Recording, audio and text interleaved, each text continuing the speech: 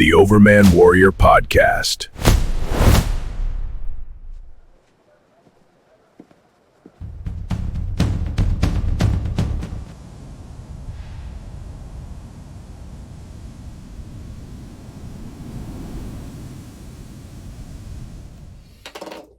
Hi, it's Rich Hoffman here. Just to have a little fun with the 4th of July, 2026. All the ceremonies, President Trump embracing with the 250 anniversary. 250 years of America is pretty cool, pretty good. People seem to be putting their arms around it more than other years. It was quite something to be where I live in Liberty Township, to be out my driveway after we launched our fireworks off. Fireworks are going on till midnight, and you can hear the fireworks down in Trenton, Fairfield, Hamilton, all over. Because I kind of live on a high piece of property. If you've ever been over to understand why the Voice of America is such a big deal, and it's the same highland ground from Liberty Township all the way over to Mason. That's why they put the WLW tower on top of there. And it used to be the Voice of America that broadcasts. And my kids went over to see the museum for the 4th of July, and they came over to our house after, and they were talking about it. And they saw pictures of all the Crosley innovations that went on. The 3 big towers that used to broadcast Americanism to the world. It was very powerful. I grew up looking out my window of my house, and I could see those 3 towers. And the towers are only there now at the Voice of America Park. The pylons, the concrete foundations that they used to be on are still there. But the towers themselves are gone. And they used to broadcast Americanism to the world all the time. And I had explained to my kids that that's why the Russians had Voice of America as one of the targeted zones, a high priority target. GE in Evendale was one of them. Voice of America was the other. And one of the nuke targets to take out American infrastructure was take out Voice of America, which was right there in Mason. So I'm pretty much even. You can drive straight east from Liberty Township over to Mason. And the land there is pretty much at the same level. So we live in a high elevated area. And the Great Miami River kind of snakes its way at the bottom of the hill that I live on. And when I say hill, I'm saying a giant plateau that goes all the way over to Mason, almost all the way over to the Little Miami River. We're on the high ground that divides the two Miami rivers. So it's interesting to be at an elevated place and then hearing all the fireworks going on in the valley below where the rivers run. In this case, the Great Miami River, Middletown, Trenton, Hamilton, down the Great Miami River as it snakes through. And the sound sort of ricochets between the valley of all the fireworks. And we're talking about tens of thousands of them going off every single second. It was very nice to hear people going out and spending money on fireworks to blow stuff up to celebrate freedom. And my comment, it was about 11 o'clock, and I was telling the kids as everybody's leaving our house, I wish people fought with the same gusto that they launched these fireworks and got into the 250 ceremonies. The Trump administration did a good job. Good to see Mount Rushmore getting back into it again, because I told you, after the Mount Rushmore fireworks of 2019, I think it was 2020. I think it was 2020, last year of Trump.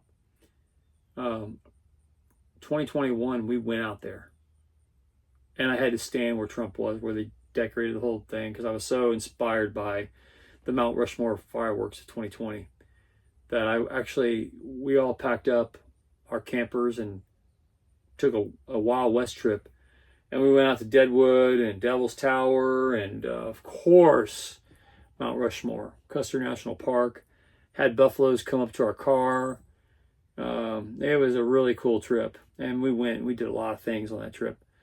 But the thing I most remember is Mount Rushmore, and I had to go down. And not because it's because Trump. I just wanted to, I was so happy to see that happen on TV, the Mount Rushmore fireworks 2020. And I love seeing them again in 2026. It's a shame it took 6 years. Because you remember the Biden administration canceled them. I don't think there's any more patriotic place on planet Earth than Mount Rushmore. I could say that going to Washington, D.C., which has been greatly cleaned up. I love going to Washington. I love D.C. I love the mall. I love the intent of it. I love the Library of Congress, the Supreme Court, Capitol Hill. I've been up in Capitol Hill, under it, all around it this past year extensively. Been to the White House. Love everything. But there's nothing like going to Mount Rushmore, seeing the president's faces etched in the side of the mountain, and then the flags that are waving as you go down the avenue. They have a great bookstore. I really geeked out going there. So I love the fireworks show. And when I saw the fireworks show, I was like, we got to go to Mount Rushmore. So we packed up all our stuff, went out west. A year later, we were at that site. And of course, the Biden administration canceled fireworks at Mount Rushmore. Didn't want patriotism. I guess the point of saying all this is, here's my deal. There are enemies. We used to go overseas to fight enemies. And it's fighting for the idea of America. And I think people are so on their heels right now because they realize how many people are in our country that hate America. And yet I hear all these people out there firing fireworks. Surely some of those people are Antifa supporters. Some of them are communists, socialists. Some of them are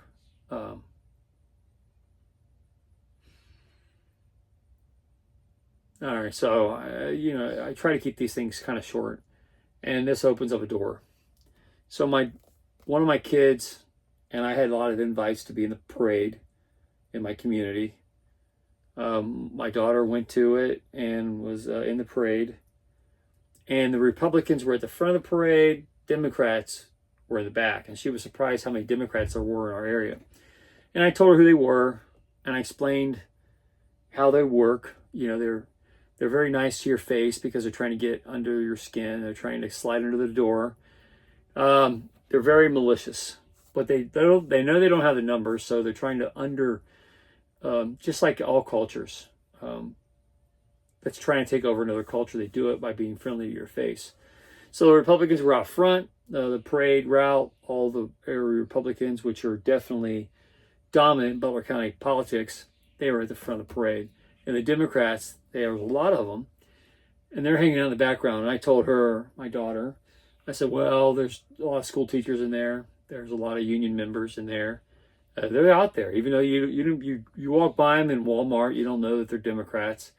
They're Biden supporters. They don't make themselves very well known. I mean, I think they're an extreme minority. But are they 30% of your population? Probably. She was actually a little scared to see that there were that many Democrats in the parade.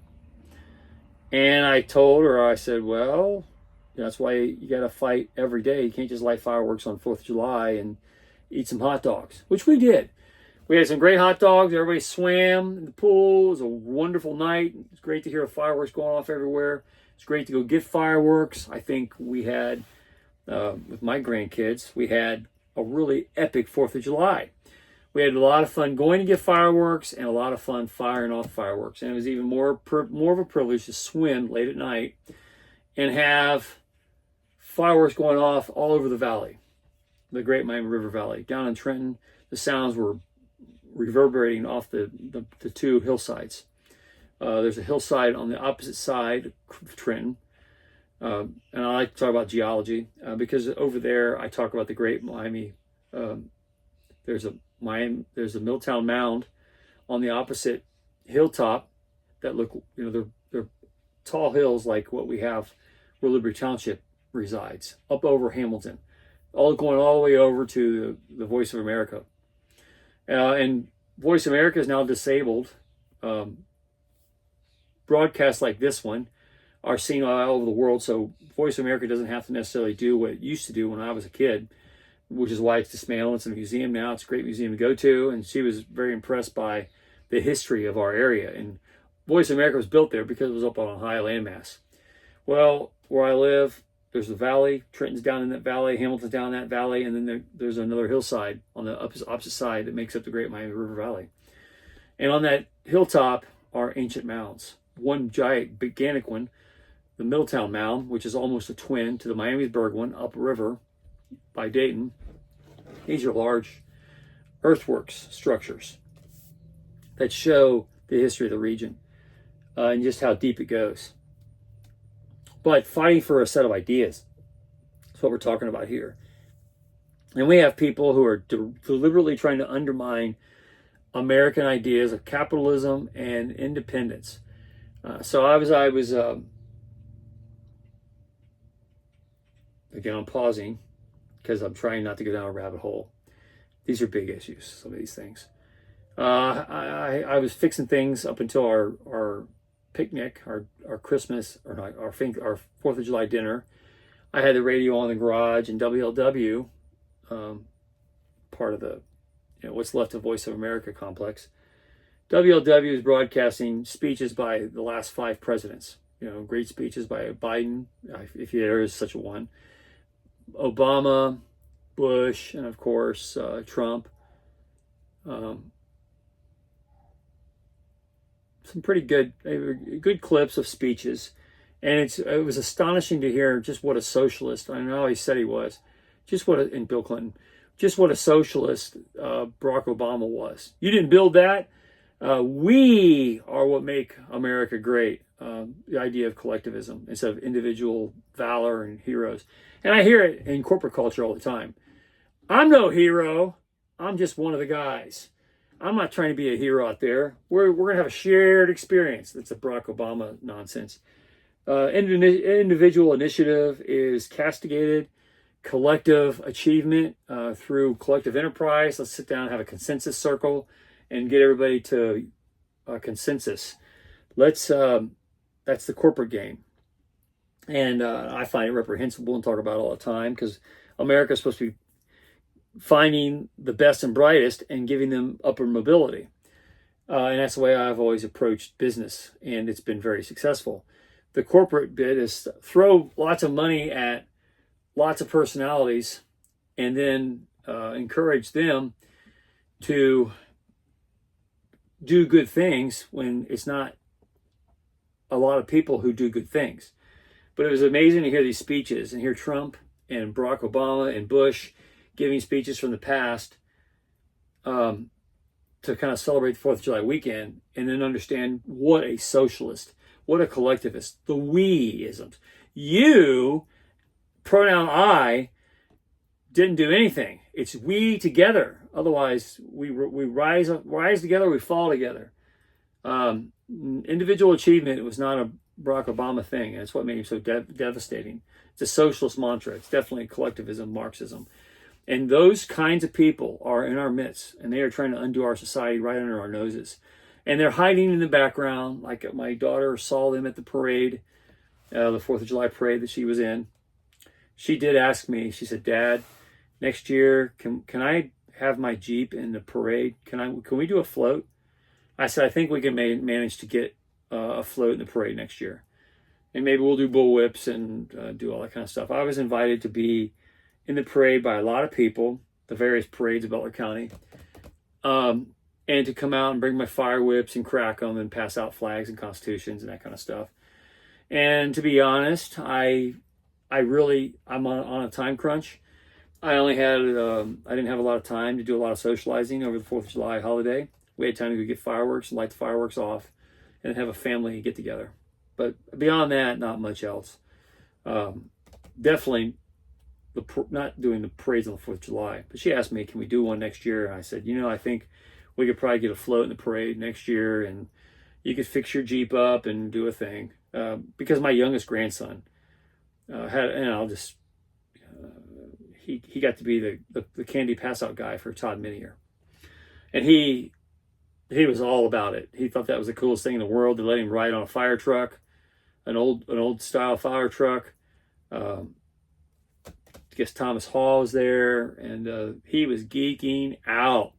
He loved being in the parade. So now he's like, Grandpa, next year I want to be one of the stars. And I was like, okay, we'll make that happen. I think we'll work it out. So a lot of positive things, but again, in that parade, my daughter looked back at the back behind the Republicans who were at the front of the parade, all the Republican office holders, and at the back, and she was surprised there was more than 2 Democrats. She just has this assumption that in Butler County there's no Democrats. And I said, well, it was about 40%. I mean, it's not a majority, and they lose on all their issues, but they're out there. They move in, all those houses that went up, they moved in from the coast, they moved in from California and New England, and they brought all their dumb ideas with them. And now they're voting for school levies. And, they're a real detriment. And now there's a Democrat majority down in Westchester on the trustees because everybody got caught sleeping. They assumed Republicans are always going to win, and if you take a nap, they're going to come and take over your offices. And those guys are in the parade to be seen, and they're looking for Republicans to take a nap so they can sneak in behind them and take an office or keep taking offices from them. So don't take a nap. Understand that the enemy is within you. It's here. It's your neighbor. It's in your neighborhood. They're out there against Trump. They're against the Constitution. They're against self-initiation. They're the we people. They're the Obamanites, the collectivists, the socialists, the ones that say, you didn't build nothing. You didn't do anything on your own. The pronoun I is evil. It's we. Pot-infested slugs and all. Lazy, malcontents. Of course, they want to take off the efforts of those who go out there and get up every day and work hard every day. They want to ride on their backs of their success, which is what we is all about, stealing from those who go out and self-initiate. Capitalism is about saying not everybody contributes. Some people contribute more than others, and they should profit from that contribution, not be penalized by the we's.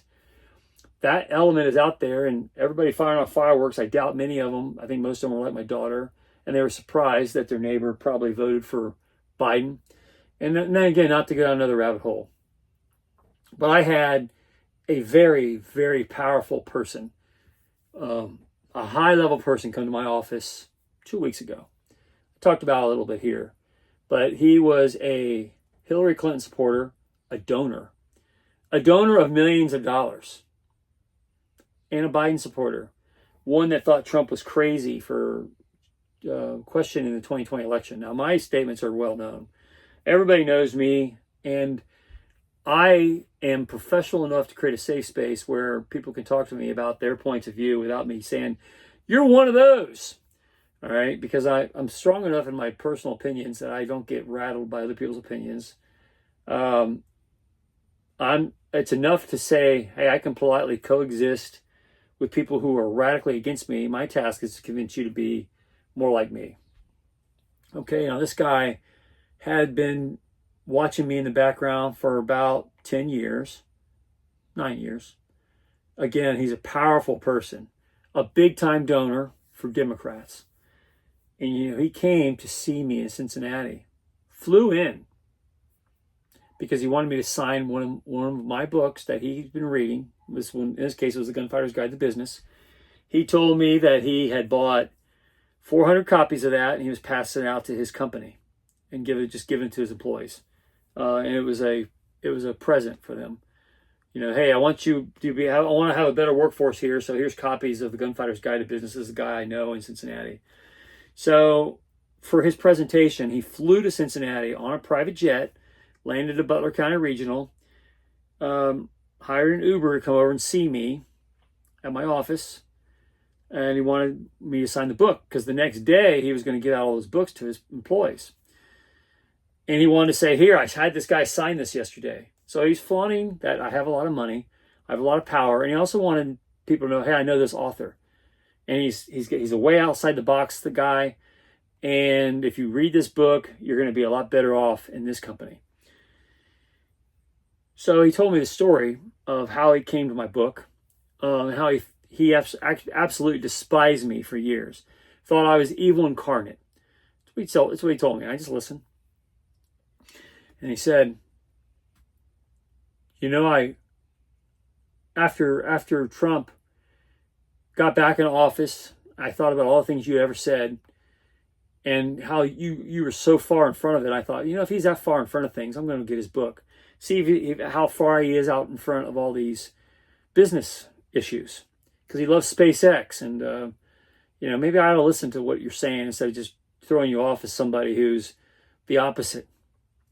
So he said, I read your book and I thought it was brilliant. I want you to sign it. I bought it for all my employees, and here I'm here. So I want to tell you, I supported Hillary. I donated over $1 million to Hillary's campaign, and I put more than that into Joe Biden's campaign. And I was, needless to say, very upset that you were so against Biden, so pro-Trump, because I invested a substantial amount in those campaigns, and you were bad-mouthing them. And, I respect you, and I want you to think like I do. All right, so this is what I'll say to everybody. My job isn't to have a fight with that guy. My job over a 10, 20-year period is convert them into somebody I can have a conversation with at least. And if you blow it and you say the quiet part out loud, you're never going to be able to have a discussion with them. So I'm used to my first approach. It's nothing as fighting and defeating those people, but you got to go out and fight them with ideas and make them confront their own ideas of stupidity boldly. And this guy came around, and he flew to Cincinnati essentially to see me, to get me to sign his book, because he had bought a bunch of copies of it to hand out to people. And I had won him over to a Trump supporter. And his main thing was he was thanking me for supporting Vivek Ramaswamy for governor in Ohio because of all the stuff. And what really got his attention is when the Rooster did the hit piece against Vivek Ramaswamy and tried to throw an affair into the whole thing.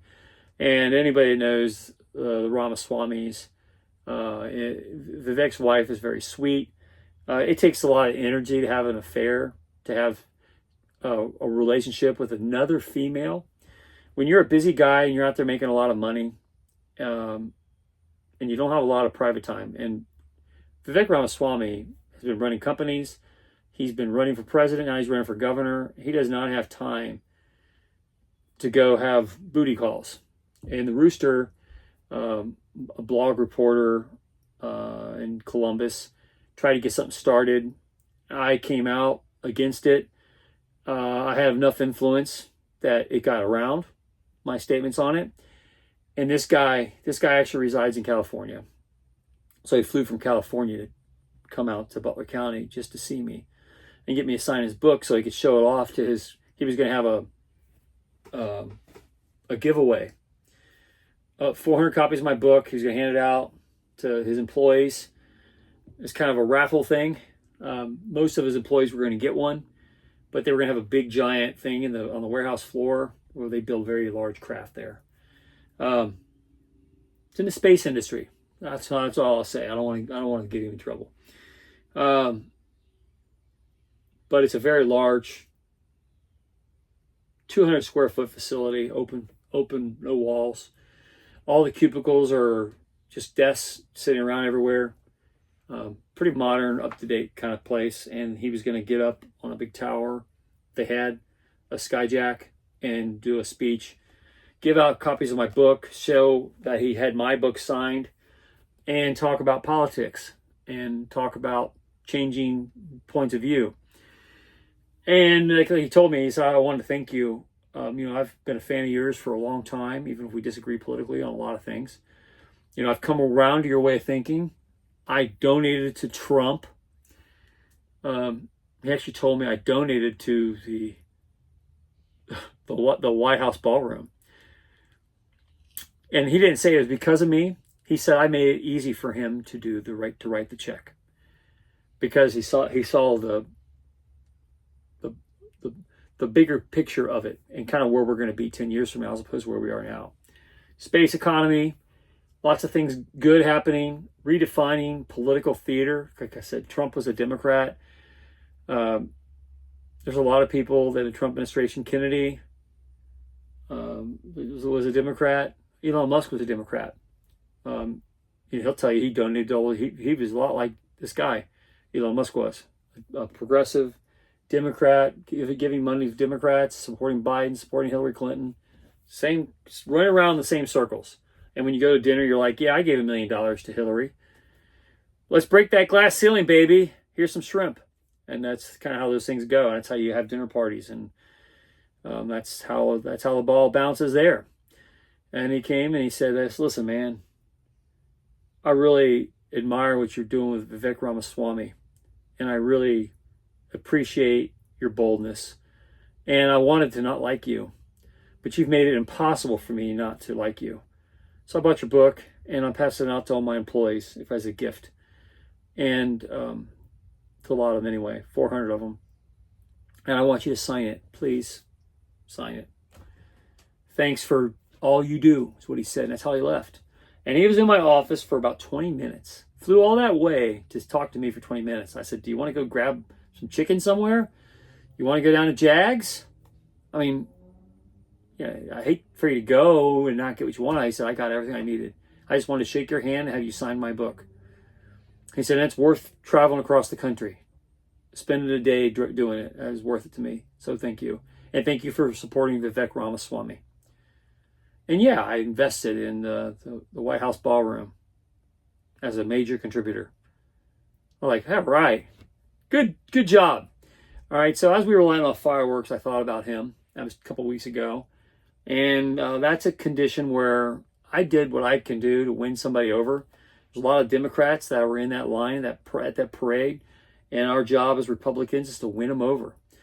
But and you got to fight them. You got to fight them on ideas. Don't accept their corrosive ideas without a fight.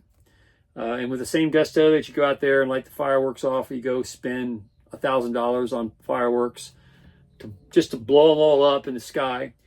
I sat at the end of my driveway. I thought, boy, it's nice to know that we have an economy so strong that people have enough expendable income to go buy these fireworks and fire them off for no real reason but to make loud noises and break the law. That's awesome. That's great, because America was founded in rebellion, and you want to celebrate rebellion when you're doing that kind of stuff. But you got to do more than light fireworks. And like I told her, you got to go to parades and convince them that you have the better idea and make them want to come fly halfway across the country. Oh, in this case, all the way across the country to spend 20 minutes with me. And then I offered to take him to Jags. Hey, you want to go get some chicken? You want to have lunch? I mean, a couple hours? No, my pilot's waiting on me. He still has the plane still running. I told him I was only going to be under an hour, so I got to get back. All right. Well, good seeing you. But I want a friend. And I want a friend off the spirit of my ideas. Uncompromising ideas. Just because you're cordial with your neighbor doesn't mean that you don't broadcast your Republican ideas to everybody who has ears to listen and eyes to see it, and not to be ashamed of it. You got to go out and win people over every day, just like that guy. And to turn a guy who was a anti-Trump, Hillary Clinton supporter into a contributor of the White House ballroom, who flew across the nation to get a 20-minute meeting with me to have me sign his book before he gave him out to his employees to help them understand how to build a better culture. Yeah, okay, that made me feel pretty good. Like, all right. And I'll just tell you a little secret. After he left, Jags wasn't quite open for lunch. I did go down for dinner and have a Jags dinner by myself, just to kind of say, this is a pretty good day. And I got an Oscar and enjoyed every great bite of it. They do a great job down at Jags all the time. And I did celebrate a little bit. Because to me, it's a significant something to celebrate. Not business success in life, but the influence you have over other people. In this case, it was a hardcore Democrat who runs a portion, a very large facility of the space economy in California, and reluctantly picked up my book after watching lots of these videos and reading lots of my articles over a long period of time. And all those times I came out to be very right about a lot of things that he thought I was going to be wrong about, and having a great track record. Well, what else is he right about? Is there any business advice I can get out of this guy? Oh, wow, there was. And I'm very successful, and I've managed to build quite a successful enterprise, world respected. But I can always learn more, and I have, and I'm going to fly across the country and shake your hand for doing what I think you're going to do in Ohio, because here's the other side of that. Because as goes Vivek Ramaswamy, so goes Steve Hilton. And I also was behind when Steve Hilton announced, before he ever announced, he was telling me about him announcing for running for governor. And you got to solve the election problems. That's why I told this guy, I said, you got to solve the election problems in California, otherwise Steve Hilton won't get elected. So he wants to see Vivek Ramaswamy get elected so Steve Hilton can ride the Trump train and also find success. But I said you got to solve the problem of election fraud first, otherwise Steve Hilton has no chance. Anyway, Rich Hoffman here. Share, subscribing. Tomorrow, better day. If you ever read my book, Gunfighter's Guide to Business, I think you'll love it. Anyway, have a good day, and see you later. In the age of disclosure, you must understand the politics of heaven. Coming soon.